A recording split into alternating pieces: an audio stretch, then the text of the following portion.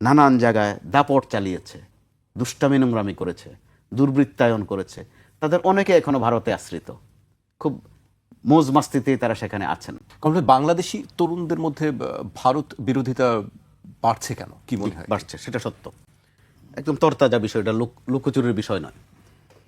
5 আগস্টের যেই বিপ্লব বলেন আর অভ্যুত্থান বলেন আর আন্দোলন বলেন, যেই নামে আপনি সম্বোধন করেন না, এই একটা বাস্তবতা, যখন জেনজি যাদেরকে বলা হয় তারা তো এন্টি ইন্ডিয়ান সেন্টিমেন্টেই কিন্তু বড় হচ্ছে, এতে করে ভারতটা এখানে অত্যন্ত প্রাসঙ্গিক। আবার ভারত যে কিছু সর্বশেষ যে ভূমিকা রেখেছে, আপনার মনে থাকার কথা, ডক্টর ইউনূস যেদিন শপথ নিয়েছেন ঠিক ওই দিনে কিন্তু ফেনীর ওই দিক দিয়ে পানি ছেড়ে দিয়েছে, অর্থাৎ ডিস্টার্ব করা যেটা।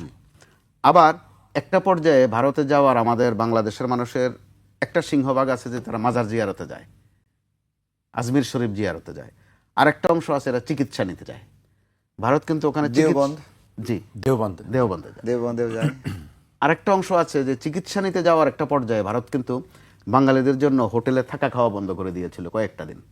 অর্থাৎ ভারত সরাসরি এমন প্রতিপক্ষ হয়েছে, ভারত কিন্তু প্রকারান্তরে বাংলাদেশের জনগণেরও শত্রু হয়ে সবশেষ গেছে। আপনি দেখেন ক্রিকেট নিয়েও করলো, অর্থাৎ তারা খেলাও বাদ দিচ্ছে না, আমাদের নির্বাচনও বাদ দিচ্ছেন না। ওখান থেকে সুজাতা সিং এখানে এসে নির্বাচন করে দিয়ে যায়। অর্থাৎ আধিপত্যবাদের একটা বিষয় আছে, আর আমরা আধিপত্যবাদ শব্দটারে এত ছোট করে ফেলি যে যে শুধু একটু খবরদারি করলেই বুঝি আধিপত্যবাদ। রাজনৈতিক খবরদারি, কূটনৈতিক খবরদারি আছে, এখন দেখা গেছে খেলাধুলায় খবরদারি আছে, স্বাস্থ্য শিক্ষা নিয়েও খবরদারি আছে। এগুলোর মধ্য দিয়ে ভারত নিজেও কিন্তু একটা এমন একটা সেন্টিমেন্ট তৈরি করেছে যে এখানে ভারত বিদ্বেষী একটা মনোভাব তৈরিতে ভারতের একটা সিংহভাগ ভূমিকা আছে তাদের নিজেরই। তারা প্রতিবেশী না থেকে আধিপত্যবাদ একটা আচরণ যেটা করেছে, যে কারণে আমাদের এই জেনারেশন স্বাভাবিকভাবেই ভারত বিরোধী। জামাত ইসলাম সেই সুযোগটা নিচ্ছে এবং নিবেই, সেটাই রাজনৈতিক দলগুলোর এক ধরনের কৌশল। সাবেক প্রধানমন্ত্রী শেখ হাসিনা কিন্তু গর্ব করে একবার বলেছিলেন যে ভারতকে এত দেয়াই আমি দিয়েছি যে আজীবন মনে রাখতে হবে। তাদের পররাষ্ট্রমন্ত্রী উপমা দিতে গিয়ে আর শব্দ পাচ্ছিলেন না, বলেই ফেললেন যে আমাদের সম্পর্কটা স্বামী স্ত্রীর সম্পর্ক। হয়তো স্বামী স্ত্রী বুঝাননি, কিন্তু সম্ভবত তাৎক্ষণিক আর কোনো শব্দ পাননি।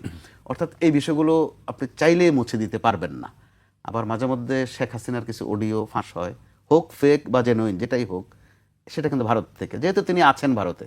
আবার বাংলাদেশে যারা আওয়ামী লীগের শাসনামলে নানান জায়গায় দাপট চালিয়েছে, দুষ্টামি নোংরামি করেছে, দুর্বৃত্তায়ন করেছে, তাদের অনেকে এখনো ভারতে আশ্রিত, খুব মৌজ মাস্তিতেই তারা সেখানে আছেন।